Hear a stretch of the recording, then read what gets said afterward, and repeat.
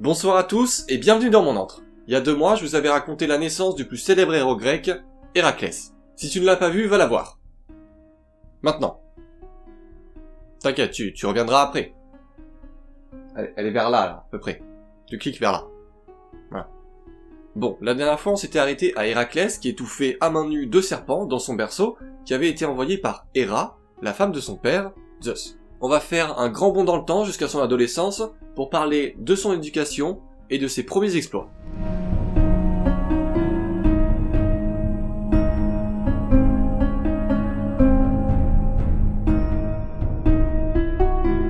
Amphitryon, le beau-père d'Héraclès, lui donna une solide éducation physique, sous l'enseignement de plusieurs professeurs tels Harpalycos, Castor ou encore Eurytos. Il apprit le maniement de l'épée, le combat à main nue, le tir à l'arc, et toute forme de façon de prouver sa bravoure. Excellent dans tous les domaines, l'avenir d'Héraclès en tant que grand guerrier était tout tracé. Ah oui, c'est un bonhomme, oui. Ouais, et c'est un peu l'image qu'on a d'Héraclès, un guerrier grand et fort. Toutefois, il ne reçut pas qu'un entraînement sportif. Il fut aussi initié à la stratégie militaire, à la philosophie et à la musique. Eumolpos, fils de Poséidon et de Chione, apprit à Héraclès à chanter et à jouer de la lyre. Oui, il a appris à jouer ou à lire, faut savoir, frère. Non, il lui apprit à jouer de la lyre. La lyre est un instrument à cordes, dont l'apparence rappelle d'ailleurs la harpe, tout comme les sons cristallins et subtils qui s'en dégagent. Je t'aime bien, toi.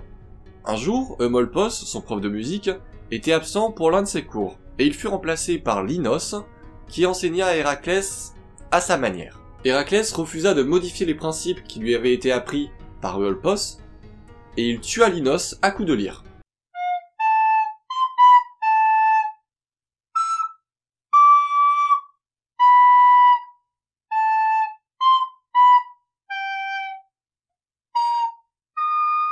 Non, en la bémol. C'est quoi cette atrocité là? Bon allez, on reprend depuis le début. Ah wesh. Prison direct, frère. Ouais, il a eu un procès pour meurtre, et il a plaidé la légitime défense, disant que Linos le battait pour le punir de sa médiocrité. Est-ce que c'est vrai ou pas? Bah, c'est la parole d'Héraclès contre celle de Linos. Affaire 736, Héraclès contre Linos. La parole est à l'accusé, que plaidez-vous?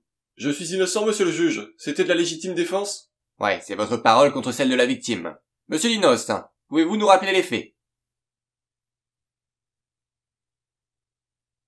Il est mort, monsieur le juge. Silence! La parole est à l'accusation. Monsieur Linos, si vous ne prenez pas la parole, je serai dans l'obligation de clore ce dossier sans y donner suite. Bon, je déclare monsieur Héraclès innocent, clôture le dossier et abandonne toutes les charges contre l'accusé. Héraclès fut donc acquitté. Cependant, Amphitryon, qui redoutait que l'enfant ne se livre à d'autres violences, l'envoya dans une ferme à la campagne pour s'occuper du bétail. Là-bas, il reprit son entraînement sous l'enseignement de Teutaros jusqu'à l'âge de 18 ans. Il dépassait tous ses camarades par sa taille, son courage et sa force. Il suffisait simplement de le regarder pour savoir que c'était le fils de Zeus. Au vu de sa force, il fut invité par le roi Thespio, souverain de Thespie, pour se débarrasser du lion du mont Cithéron qui ravageait son troupeau. Héraclès accepte sa mission, abat le lion sans mal, le dépaisse et se couvre la tête de sa peau en guise de casque. Envieux d'avoir ce héros comme père de ses petits-enfants, Thespios va envoyer chaque soir une de ses 50 filles dans la chambre d'Héraclès. Oui, il a 50 filles. C'est un roi, les rois avaient souvent beaucoup d'enfants. Héraclès va faire ce qu'il a à faire avec les 50 filles du roi, mais pensant retrouver chaque nuit la même jeune fille. Ouais, il est un peu con en fait. Coucou. Attends, mais t'étais pas blonde hier? Non. Ok. 50 nuits et 50 filles mises enceintes plus tard, ouais, un peu con, mais super fertile. Il va reprendre le chemin de Thèbes, sa ville natale. Sur sa route, il va rencontrer les émissaires d'Erginos, le roi des Miniens. Oui, c'est quoi les miniens, frère? Ah oui, alors Je peux raconter? Ouais? Et tu veux pas un jingle aussi? Ah ouais, ce serait cool. En fait, les Miniens sont un peuple qui vit dans la ville d'Orthomène. Et ils ont toujours été en guerre contre les Thébiens, qui vivent donc dans la ville de Thèbes, comme Héraclès. Un jour, quand Héraclès était déjà parti dans la campagne, après le meurtre de Linote, le roi des Miniens s'est rendu à Thèbes, et il a été tué par les Thébiens. Les Miniens, menés par Erginos, le fils du roi mort, prirent d'assaut la ville de Thèbes.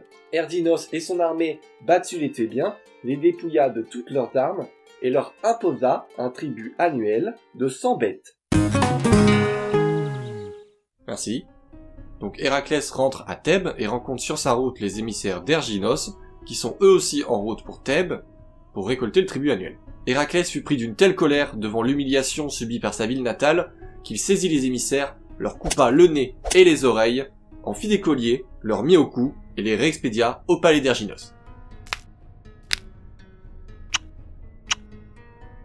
Erginos, furieux, va mener un nouvel assaut contre Thèbes pour prouver encore une fois sa suprématie. Mais la dernière fois, il n'y avait pas Héraclès pour défendre Thèbes. Il reçut des armes de Athéna, la déesse de la sagesse et de la stratégie militaire, mena la défense de Thèbes et anéantissa les Miniens. Une grande victoire pour Héraclès, mais non sans prix, car il perdit dans la bataille son beau-père, Amphitryon, mort au combat. Pour se venger, Héraclès imposa aux Miniens un tribut annuel 2 fois plus élevé que celui des Thébiens. Ah le bâtard! Ah mais j'ai jamais dit qu'il était sympa. Hein. La victoire d'Héraclès sur les Miniens fit de lui un très grand héros. Sa récompense fut d'être nommé protecteur de la ville et d'épouser Mégara, la fille du roi de Thèbes, avec qui il eut 3 fils. Un peu plus tard, une armée d'un peuple allié des Miniens attaqua la ville de Thèbes. Mais Héraclès prouva encore une fois sa force. En tant que protecteur de la ville, il terrassa l'envahisseur. Héra, la femme de Zeus, toujours jalouse de la naissance d'Héraclès, fut dépitée par tous ses exploits. Et elle décida de le rendre fou.